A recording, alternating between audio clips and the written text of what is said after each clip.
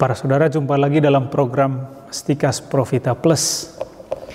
Kita telah melihat banyak hal tentang keluarga Kristiani, terutama dari aspek hukum gereja, ajaran-ajaran gereja. Misalnya dari Yohanes Paulus II, Santo Yohanes Paulus II, dan Paus kita sekarang, Paus Fransiskus. Semua pengajaran itu harus kita akui karena mereka berbicara dalam kedudukannya sebagai pemimpin gereja Katolik dunia. Mereka lah yang berwenang dan memiliki kuasa pengajaran bagi gereja universal. Nah, gereja selalu konsisten dengan pengajarannya karena bukan saja didasarkan pada tradisi gereja yang panjang, tetapi juga pada kitab suci. Inilah sumber utama gereja. Jadi bukan hanya kitab suci, tetapi juga pada tradisi gereja. Maka ketika Paus berusaha mengajar gereja seluruh umat, maka sumber utamanya adalah firman Tuhan dan tradisi juga tentunya. Tentu tradisi yang tidak bertentangan dengan kitab suci. Kami ingin menyoroti satu hal dari perkawinan, yaitu sifat dasar perkawinan yang disebut dengan tidak terputusnya sebuah perkawinan. Ini bukan untuk kembali lagi kepada hukum gereja, tetapi jelas karena bersandar pada kitab suci. Apa yang dipersatukan oleh Allah jangan diceraikan oleh manusia. Kesetiaan gereja pada ayat kitab suci ini ditafsir oleh para pengajar gereja dan menghadirkan sebuah tradisi panjang selama 2000 tahun lamanya. Ini sudah kita terima dan tidak perlu kita diskusikan lagi, sebab sudah jelas baik dari aspek kitab suci, hukum maupun ajaran gereja. Tetapi ada aspek lain juga yang kita sebut dengan aspek pastoral. Sesungguhnya saya sangat hati-hati, terus terang saya sangat hati-hati bicara tentang hal ini, supaya umat tidak salah paham. Apa itu aspek pastoral sebuah perkawinan? Aspek pastoral adalah kebijakan khusus berdasarkan realitas yang terjadi di lapangan, yaitu berdasarkan kenyataan yang terjadi dalam penghayatan panggilan keluarga pada zaman dan waktu tertentu. Dalam kenyataannya, karena persoalan itu sangat sulit di lapangan, seringkali keputusan-keputusan tertentu dibuat. Ada pepatah yang mengatakan, hidup itu jauh lebih sulit dari teori. Artinya, kenyataan di lapangan jauh lebih sulit daripada apa yang diajarkan. Dalam situasi seperti inilah, maka perlu dibuat kebijakan pastoral perkawinan. Misalnya dalam persoalan kita, ajaran kitab suci dan tradisi gereja mengatakan tidak boleh ada perceraian, tetapi dalam kasus-kasus sulit, ajaran ini dilembutkan demi perlindungan hidup dan kesejahteraan iman umat. Dilembutkan dalam tanda kutip bukan berarti gereja membolehkan perceraian. Sekali lagi, kebijakan pastoral perkawinan dibuat untuk persoalan sulit di lapangan, bukan untuk diterapkan pada semua kasus perkawinan pada umumnya. Aspek pastoral dengan kata lain adalah sebuah solusi praktis yang kadang-kadang melenceng dalam tanda kutip dari ajaran gereja, meskipun tidak sepenuhnya berlawanan dengan ajaran tersebut. Ini adalah sebuah solusi atau jalan keluar demi kebaikan, yang justru kalau solusi ini tidak ada atau tidak diterapkan, akan membawa keburukan bagi seseorang atau sebuah keluarga. Jadi, aspek pastoral dalam kasus keluarga dibuat untuk kebaikan keluarga tersebut. Sederhananya dalam hukum sipil, supaya kita paham lebih jelas tentang hal ini. Misalnya ada peraturan tidak boleh menerobos lampu merah. Itu peraturan untuk semua. Siapapun tidak boleh melanggar. Tetapi suatu saat ada orang yang sedang sakit parah dan harus menggunakan mobil ambulans untuk pergi ke rumah sakit. Dia harus cepat dibawa ke rumah sakit. Kalau tidak nyawanya akan terancam atau tak tertolong. Peraturan tidak boleh menerobos lampu merah tidak berlaku untuk mobil ambulans ini. dan semua pengendara tahu, sehingga mereka tidak perlu protes. Mobil lain tetap berhenti saat di lampu merah. Maka solusi pastoral untuk kasus tertentu tidak bisa diterapkan untuk semua. Jadi harus dilihat kasus per kasus. Nah, berkaitan dengan hidup keluarga, adakah solusi yang demikian? Tadi kita sudah mengambil persoalan tentang perkawinan yang tak terceraikan. Apakah ada solusi untuk ini jika keluarga menghadapi kesulitan-kesulitan besar? Contoh, suatu pasangan menikah yang mengalami keributan begitu besar. Kesulitan besar dan berpotensi mengancam nyawa suami atau istri atau juga anak. Singkatnya, mengancam nyawa orang-orang yang lemah dalam keluarga, entah suami, istri, atau anak-anak. Nah, apakah orang tetap bertahan dalam keluarga yang demikian? Karena gereja mengajarkan bahwa perkawinan tak terceraikan. Bagaimana solusi terhadap hal ini? Di satu pihak orang tetap mau setia pada perkawinannya, seperti yang diajarkan oleh Tuhan Yesus dalam kitab suci dan ditafsirkan oleh gereja. Tetapi di pihak lain, hidupnya terancam. Nah, menjawab persoalan ini tentu tidak mudah. Supaya saya tidak terkesan ngarang bebas, saya kutip apa yang diajarkan oleh Paus Fransiskus. Kita membaca dan mengutipnya secara lengkap supaya kita paham. Paus Fransiskus berkata begini dalam ajarannya tentang keluarga, dalam Amoris Laetitia. Dia katakan begini, dalam beberapa kasus, pertimbangan terhadap martabat pribadi dan kebaikan anak-anak menuntut pembatasan yang tegas akan permintaan yang berlebihan dari orang lain, akan ketidakadilan yang besar, akan kekerasan atau perlakuan yang buruk dan kronis. Perlu diingat bahwa ada beberapa kasus di mana perpisahan tidak dapat dielakkan.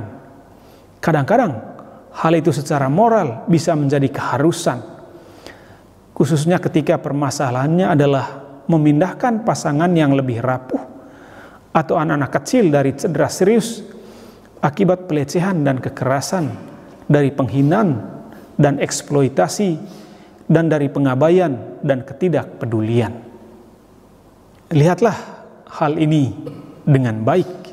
Mari kita lihat dengan baik apa yang dikatakan Paus ini. Ini adalah sebuah solusi bagi keluarga yang berada dalam masalah yang sangat besar. Sekali lagi masalah yang sangat besar. Ini bukan sebuah solusi umum untuk semua keluarga yang berada dalam kesulitan.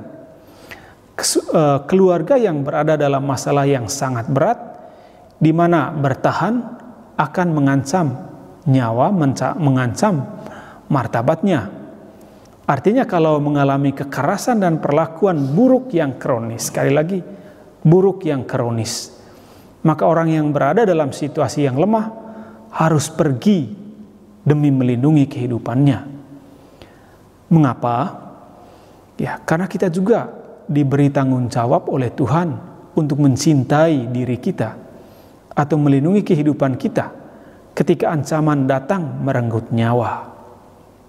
Bahkan secara moral, seperti yang dikatakan Paus tadi, bisa menjadi sebuah keharusan yang tak dapat dielakkan.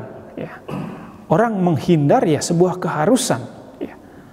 Tetapi perlu ditekankan, ini bukanlah sebuah bentuk perceraian seperti dalam pengertian hukum sipil, di mana dengan keputusan pengadilan menceraikan sebuah pasangan setelah adanya bukti objektif yang membuat suatu pasangan tidak mungkin disatukan lagi.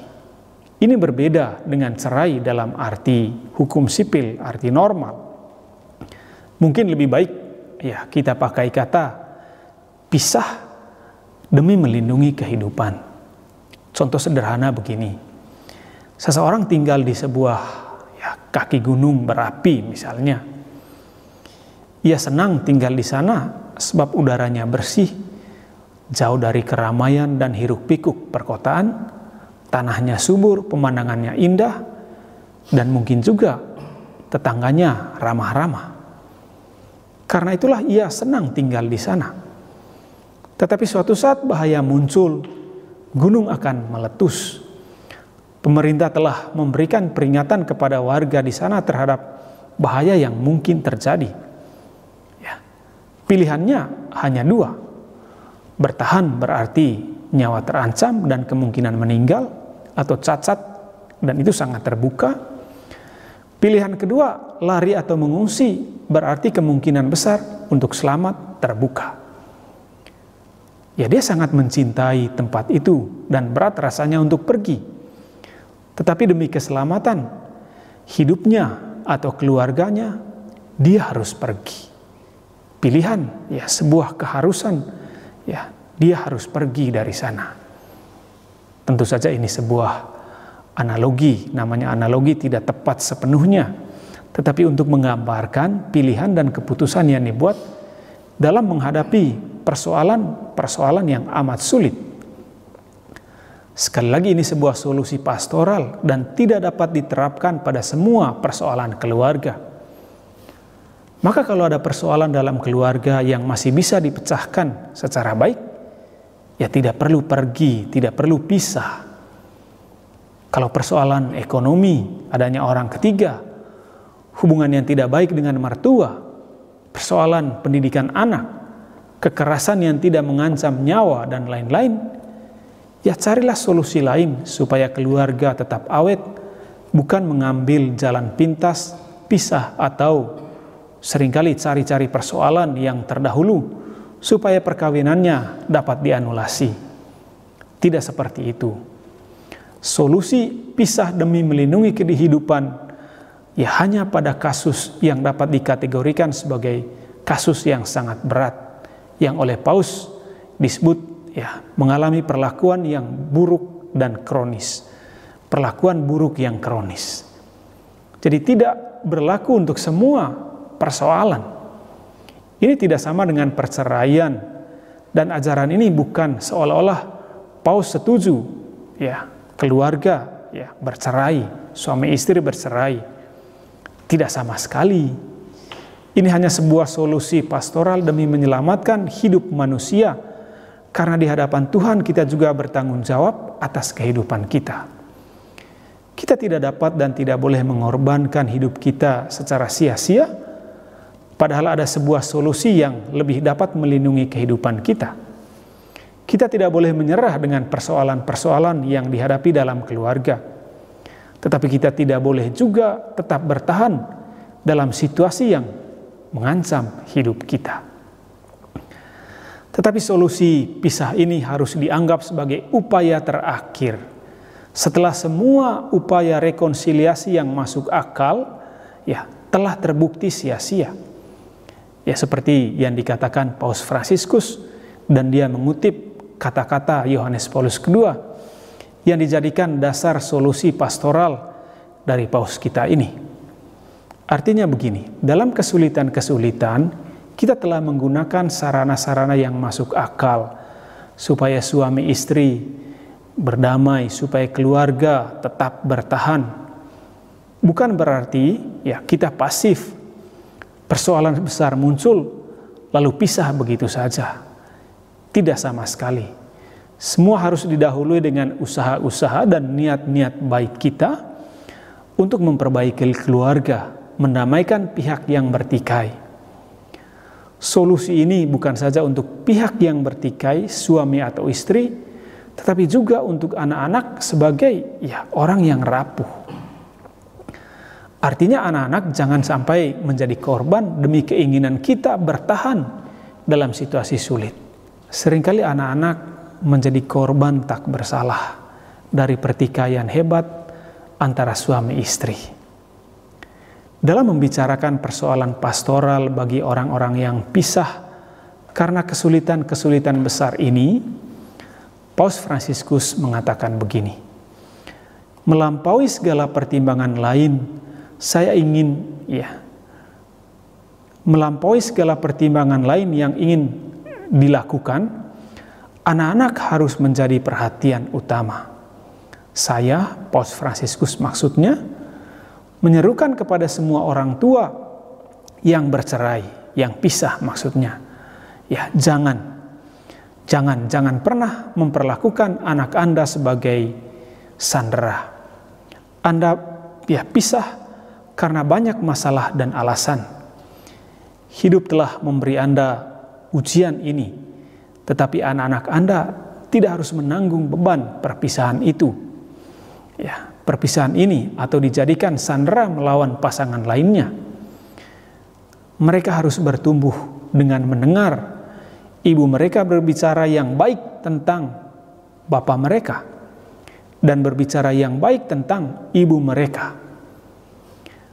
Adalah tidak bertanggung jawab merusak citra bapak atau ibu dengan tujuan untuk merebut kasih sayang anak atau untuk membalas dendam atau mempertahankan diri sendiri, karena hal itu akan merusak kehidupan batin anak dan menyebabkan luka yang sulit disembuhkan.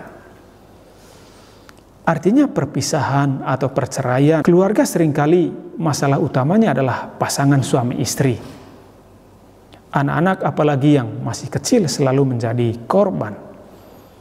Paus meminta supaya anak-anak jangan dilibatkan dalam persoalan bapak dan ibu mereka.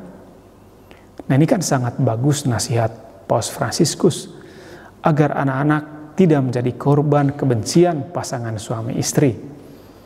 Artinya, meskipun orang tua pisah, jangan pernah menjelekkan pasangan yang telah pisah tadi, maksudnya kepada anak-anak. Suami tidak boleh menjelekkan istri, istri tidak boleh menjelekkan suami. Anak-anak berhak mendapat cerita yang baik tentang orang tua mereka, meskipun tidak bersama lagi. Gambaran yang jelek terhadap pasangan hanya akan menimbulkan rasa dendam anak-anak terhadap orang tua mereka. Setahu yang sering saya lihat bahwa kalau orang tua pisah dan anak-anak tinggal dengan ibu mereka seringkali menceritakan kejelekan ayah mereka kepada anak-anak. Bahkan kejahatan mantannya terbuka di hadapan anak-anak. Demikian juga sebaliknya, kalau anak-anak tinggal dengan ayah mereka, seringkali terjadi ayah mereka menceritakan kejelekan istrinya di hadapan anak-anak. Bagi Paus Fransiskus ini hanya menciptakan dendam, sakit hati, luka yang mendalam yang sulit disembuhkan. Maka jangan pernah merebut kasih sayang anak-anak dengan menjelekan, menyalahkan, dan menelanjangi pihak lain. Jangan melibatkan anak-anak dalam persoalan suami istri, terutama yang masih kecil. Justru ini yang sering terjadi, anak-anak dibawa pada persoalan orang tua. Sekali lagi, solusi yang ditawarkan Paus Fransiskus, pisah demi melindungi kehidupan, adalah sebuah solusi pastoral untuk kebaikan dan keselamatan pasangan masing-masing atau anak-anak. Sebagai akhir dari hal ini, perkenankan saya mengutip nasihat bijak Paus Fransiskus. Dia mengatakan begini, sikap hormat perlu diberikan terutama terhadap mereka yang menderita karena secara tidak adil dipisahkan atau diceraikan atau ditinggalkan, atau mereka yang terpaksa memutus hidup bersama karena perlakuan buruk dari suami atau istri. Pengampunan atas ketidakadilan yang telah diderita semacam itu tidaklah mudah. Tetapi kasih karunia memungkinkan perjalanan ini. Maka dibutuhkan pelayanan rekonsiliasi dan mediasi, bahkan mungkin juga pusat konseling khusus untuk mereka. Semoga kita semakin memahami dan mencintai kebenaran sehingga akhirnya diselamatkan. Tuhan memberkati kita semua. Salam Profita.